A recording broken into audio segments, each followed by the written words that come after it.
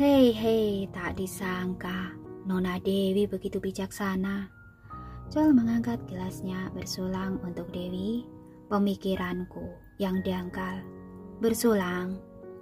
Dewi merasa simbolis mengangkat gelas anggurnya, meminumnya lalu bangkit berdiri. Aku mau ke toilet. Aku temani. Wati bergegas mengikutinya. Beberapa pengawal wanita keluarga Moore juga mengikuti. Lorenzo menatap punggung Dewi dengan tatapan yang rumit. Pertunjukan berlanjut di atas panggung, singa turun dari panggung, dan kemudian gajah melakukan akrobat. Sekelompok orang mengikuti Dewi kemanapun ia pergi, sama sekali tidak ada kemungkinan dia bisa melarikan diri, kecuali ada orang yang membantunya memancing pengawal pergi. Apa kakak tidak senang? Wati menghibur dengan suara rendah. Apa karena Juliana? Jangan khawatir, orang yang disukai kakak sepupu adalah Kak Wiwi. Wati, Dewi tiba-tiba menyelanya. Aku datang bulan. Apa bisa bantu aku carikan pembalut? Tentu saja bisa. Aku segera pergi. Tunggu aku ya. Wati keluar dengan cepat. Dewi menjentikan sesuatu kepada Wati, tapi dia tidak menyadarinya sama sekali. Setelah Wati pergi, Dewi dengan cepat melompat ke atas wastafel dan menyalakan korek api ke arah sensor api. Kemudian melompat turun dan bersembunyi di balik pintu, diam-diam menghitung waktu. 1 detik, 5 detik, 10 detik. Benar saja, teriakan ketakutan Wati terdengar dari luar. Ada sesuatu, ada yang masuk ke roku. 2 pengawal wanita segera pergi memeriksa. Pada saat yang bersamaan, sistem pemadam kebakaran di toilet berdering dan 2 pengawal wanita lainnya segera masuk. Dewi mengambil kesempatan untuk menyelinap pergi secepat kilat. Ketika 2 pengawal wanita itu sadar dia sudah pergi. Di mana Nona Wiwi? Cepat cari. Keduanya membuka bilik satu persatu, tapi mereka tidak melihat sosok Dewi. Jadi 1 pengawal bergegas melapor pada Jeff. Pada saat ini Dewi sudah keluar dari koridor panjang dan hendak turun, tapi beberapa pengawal bergegas mendekat. Dia buru-buru bersembunyi di ruang serbaguna di belakangnya. Setelah para pengawal itu pergi, Dewi dengan cepat berlari keluar dan terus melarikan diri. Karena sebelumnya sudah mempelajari rutenya, pelariannya yang sekarang berjalan sangat mulus. Setelah beberapa putaran dan belokan, Dewi akhirnya bisa melarikan diri dari titar itu. Dia sangat bersemangat hingga bergegas ke pinggir jalan untuk mencegat kendaraan, bersiap untuk pergi ke bandara. Tapi pada saat ini, 2 sinar cahaya yang menyilaukan tiba-tiba melesat, membuat mata Dewi sulit dibuka. Dia tanpa sadar menutupi mata dengan tangannya sebelum dia bisa bereaksi. Suara yang familiar terdengar di telinganya. Wiwi, kamu mau pergi kemana? Dewi terkejut lalu membuka matanya dan Lorenzo berjalan membelakangi cahaya. Sosoknya yang ramping dan tinggi seperti dewa dengan kendali yang tak terelakkan. Di belakangnya sekelompok pengawal memandangnya dengan tenang. Ternyata mereka semua berada di bawah kendali Lorenzo. Dia sejak awal sudah tahu bahwa Dewi ingin melarikan diri, jadi hari ini dia mengujinya. Bagus juga. Dewi tak perlu berpura-pura lagi, langsung bertikai. Lorenzo, aku bukan budak atau bonekamu. Aku punya hidup dan pekerjaanku sendiri. Aku harus meninggalkan tempat ini. Oke. Lorenzo mengangguk dengan cepat. Nikah dulu. Setelah nikah, akan kuutus orang untuk mengantarmu ke tempat yang kamu inginkan. Mata Dewi terbelalak karena heran. Apa kamu sudah gila? Kenapa aku harus menikah denganmu? Kamu ditakdirkan untuk menjadi istriku. Tatapan Lorenzo begitu keras dan tegas. Ini adalah kehendak Tuhan. Omong kosong apa ini? Dewi tidak bisa menahan diri lagi. Intinya, aku tidak bisa menikah denganmu. Aku harus pergi. Saat dia mengatakannya, dia hendak merebut mobil tapi dihentikan oleh sekelompok pengawal. Ada begitu banyak orang yang ingin menikah denganmu. Kenapa kamu bersikeras menempel padaku? Dewi kehabisan kata-kata dan langsung berkata pada Lorenzo, sesuatu yang tidak dilakukan dengan tulus tidak akan berjalan dengan baik. Tidak ada gunanya memaksa. Hei, apa yang ingin kamu lakukan? Hei! Sebelum Dewi selesai bicara, ia sudah dibawa masuk ke mobil oleh Lorenzo. Lepaskan aku! Lepaskan aku! Dewi memberontak dengan marah. Lorenzo, ini penculikan, tahanan rumah, ini pelanggaran hukum. Lorenzo sama sekali tidak menghiraukannya, langsung mendorongnya ke kursi dan memerintahkan bawahannya untuk melaju. Pengawal melaju dengan kecepatan tinggi di pinggir jalan. Orang yang menyaksikan adegan ini semuanya tercengang. Mata Wati terbelalak keheranan, berkata dengan tidak percaya. Dia bilang Tuan memaksanya untuk menikah. Aku kira dia sengaja memprovokasiku, tapi ternyata benar. Hahaha, menarik. Joel menatap konvoi yang melaju dengan tatapan penuh arti serta cibiran jahat di bibirnya. Dari mana asal-usul gadis ini? Semi berkata sambil berpikir lalu kembali sadar. Sudahlah, Wati, ayo pulang. Oh, Wati hendak mengikuti Semi naik mobil, lalu Juliana tiba-tiba menghentikannya dan berkata sambil tersenyum. Wati, lama tidak bertemu, ayo kita minum bersama. Wati sangat terkejut. Juliana tidak pernah bertatapan mata dengannya, tapi sekarang dia berinisiatif menunjukkan niat baik padanya. Pergilah, pergilah. Semi dengan cepat berkata sambil tersenyum. Kalian semua adalah anak muda, seharusnya banyak bergaul. Setelah bicara, dia mendorong Wati dengan pelan. Paman, kalau begitu aku pergi. Wati tahu apa maksud pamannya. Seperti yang dikatakan Dewi, Semi sekarang sedang mengamati kedua belah pihak dan akan berdiri di pihak manapun yang menang untuk bisa mendapatkan keuntungan jangka panjang. Juliana mengundang Wati naik mobilnya sendiri. Semi menyapa Jul dan pergi dengan tergesa-gesa. Jul naik mobil dan memerintahkan pengawalnya, cari tahu latar belakang gadis itu dengan teliti dan jelas. Baik. Dalam perjalanan pulang, Dewi mencoba melarikan diri, tapi dia tidak bisa lepas dari Lorenzo sama sekali. Lorenzo langsung memeluknya. Dia tidak bisa bergerak, hanya bisa menatapnya dengan marah. Kamu menatapku juga tidak ada gunanya. Kamu tidak akan bisa lari. Lorenzo mencubit dagunya dan bertanya dengan bingung. Apa aku memperlakukanmu dengan buruk? Kenapa kamu tidak bisa berada di sisiku dengan tenang? Aku tidak mau. Aku tidak bersedia. Dewi sangat marah. Cepat lepaskan aku. Berhentilah berbuat onar, sayangku. Lorenzo mengelus rambutnya, membujuknya dengan lembut. Aku berikan apapun yang kamu inginkan.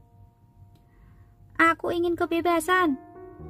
Setelah menikah, kamu akan punya kebebasan. Kamu bisa main kemanapun yang kamu mau. Dewi terdiam. Dia merasa bahwa Lorenzo sama sekali tidak berada di jalan yang sama dengannya. Dia ingin melarikan diri, tapi Lorenzo malah ingin mengikatnya menggunakan pernikahan. Dia tidak bisa berhubungan dengannya, hanya bisa mencari cara untuk melarikan diri. Namun setelah kejadian malam ini, mungkin Lorenzo akan mengawasinya lebih ketat. Akan semakin sulit baginya untuk melarikan diri. Saat dia sedang berpikir, sopir tiba-tiba melaporkan, Tuan, ada konvoi di depan menuju kastil kita. Lorenzo mengangkat alisnya. Siapa? Coba aku lihat. Jasper melihat melalui jendela mobil lalu dengan cepat menyimpulkan, ini adalah konvoi mobil Pangeran Willy. Saat mendengar kata-kata ini, Dewi sepertinya melihat sebekas cahaya. Willy datang, dia bisa terselamatkan. Mungkin dia bisa membantunya keluar dari tempat neraka ini. Kedua konvoi berhenti di gerbang kastil.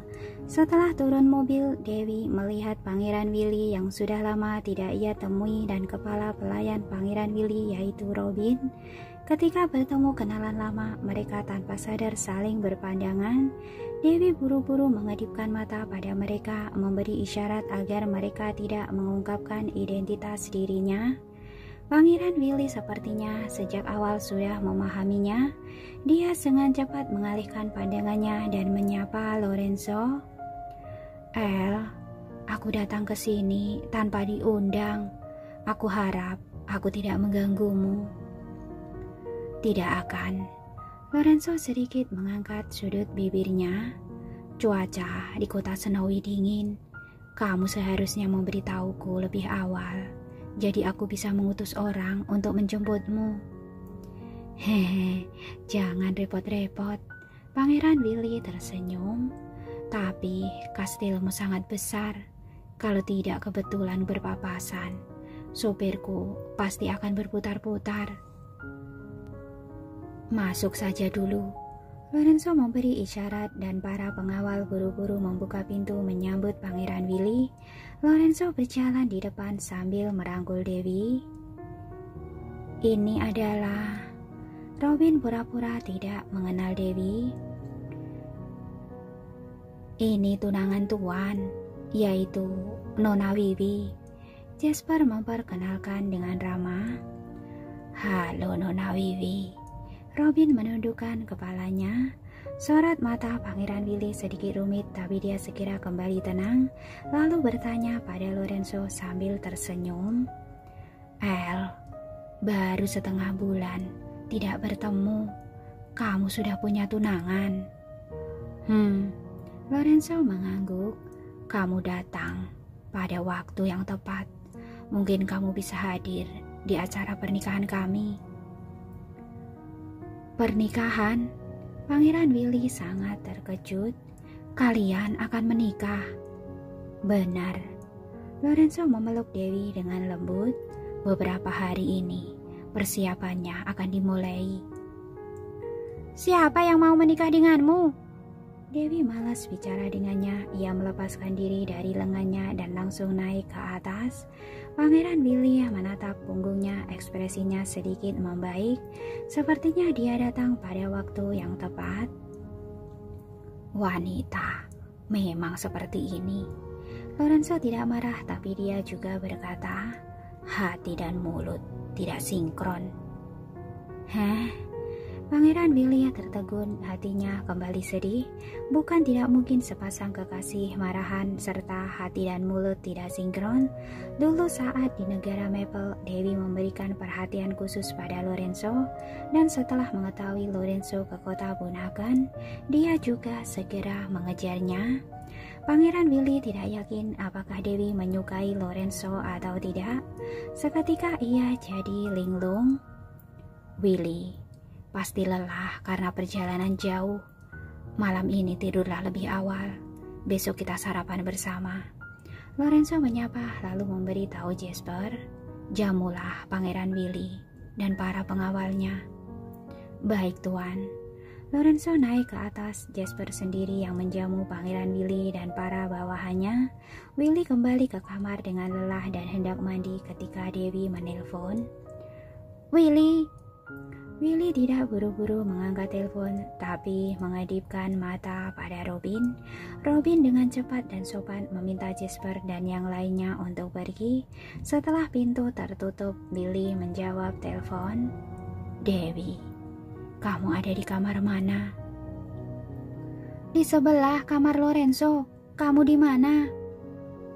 Kalau begitu, aku di sebelahmu. Aku akan segera ke sana. Tunggu. Sebelum Willy selesai bicara, Dewi menutup telepon, lalu membuka jendela. Robin bergegas membuka jendela dan membantunya masuk. Aduh, di luar dingin sekali. Dindingnya membeku, licin sekali. Aku hampir jatuh.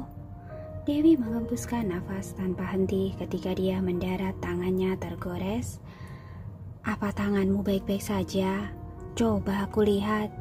Willy memegang tangannya dengan khawatir. Lukanya membeku. Masalah kecil. Dewi menarik tangannya dan bertanya dengan penuh antusias. Willy, kenapa kamu datang ke sini? Saat ditelepon waktu itu, aku mendengar suara Nola. Aku tebak kamu seharusnya berada di tempat Lorenzo. Jadi aku datang ke sini. Willy menatapnya dalam-dalam. Dewi, apa kamu bisa memberitahuku sebenarnya apa yang terjadi?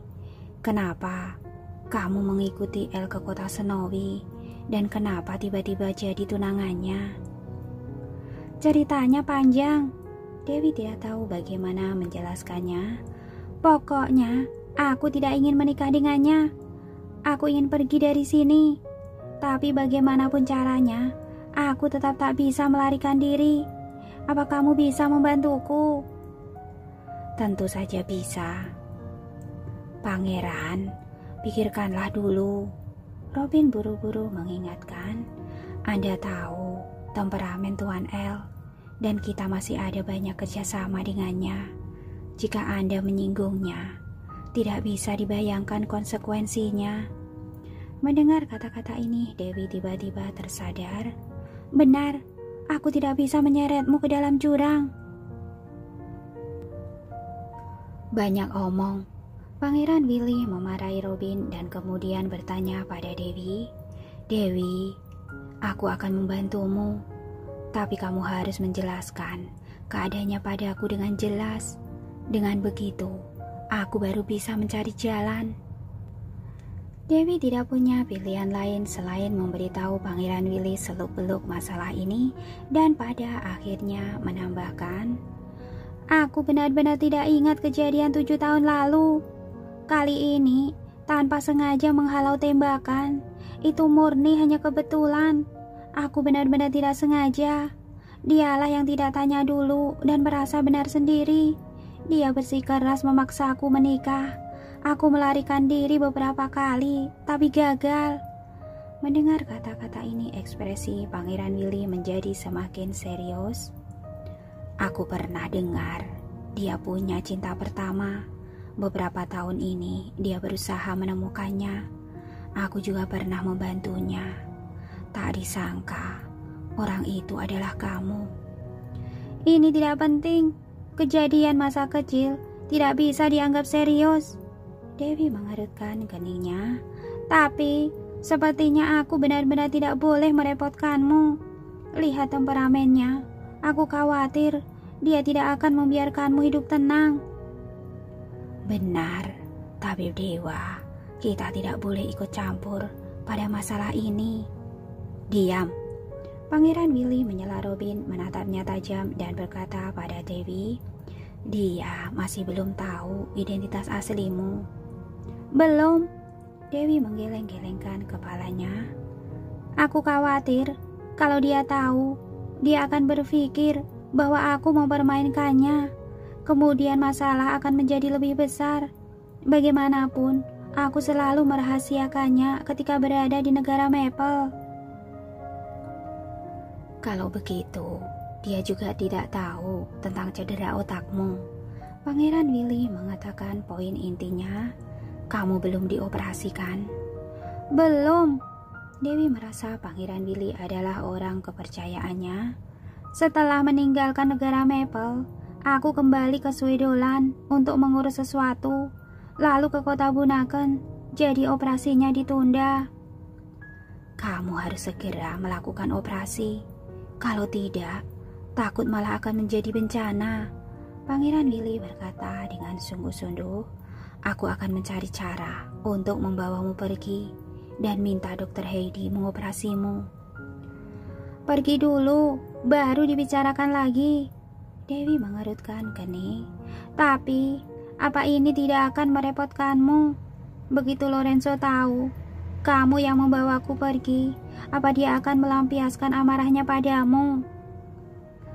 Dia tidak akan melakukan apapun padaku. Paling-paling dia akan memarahiku. Pangeran Willy menatapnya dengan lembut. Intinya, apa kamu benar-benar tidak ingin menikah dengannya? Elle dan Daniel terpilih sebagai pria yang ingin dinikahi oleh kebanyakan gadis di dunia. Mereka masih muda dan tampan, kaya dan berkuasa, dan tidak ada riwayat buruk sama sekali. Pria sesempurna ini sangat mencintaimu. Apa kamu benar-benar rela? Apa hubungannya denganku? Dewi tampak tidak sabar. Aku tidak ingin menikah, siapapun dia. Apa kamu hanya tidak ingin menikah dengannya, atau sama sekali tidak mau menikah? Tanya Pangeran Willy lagi. Sama sekali tidak mau menikah. Dewi menjawab tanpa ragu. Aku punya kehidupanku sendiri. Masalah percintaan terlalu merepotkan. Baiklah, ini baru namanya tabib dewa. Pangeran Willy tersenyum tak berdaya. Pada saat ini tiba-tiba terdengar suara ketukan di pintu, kemudian terdengar suara Nola. Pangeran Willy, aku merebus sup kesehatan untuk Anda. Bolehkah aku masuk? Pangeran Willy mengedipkan mata dan Robin bergegas menanggapi. Kembalilah ke kamarmu dan istirahat dulu. Tunggu aku atur semuanya. Akan ku beritahu lewat pesan teks. Pangeran Willy berbisik pada Dewi. Iya. Dewi mengangguk lalu berbalik dan keluar lewat jendela. Meskipun angin dan salju sudah berhenti, dinding dan kusen jendela di luar masih tertutup embun beku dan sangat licin. Dewi hampir jatuh. Untungnya dia gesit meraih kusen jendela tepat waktu dan memanjat sekuat tenaga. Setelah mendarat di lantai, dia menghela nafas panjang, tapi detik berikutnya dia tertegun lagi. Dalam kegelapan ada sosok yang sedang duduk di sofa di sudut memegang gelas anggur sambil mengawasinya dengan tenang. Seolah-olah melihat anak kucing yang menyelinap keluar, tidak ada perasaan menyalahkan atau marah di matanya, tapi malah tenang dan juga semacam rasa memanjakan yang tak berdaya. Apa menyenangkan memanjat tembok? Suaranya jelas dan datar, seolah-olah sedang bertanya tentang masalah kecil.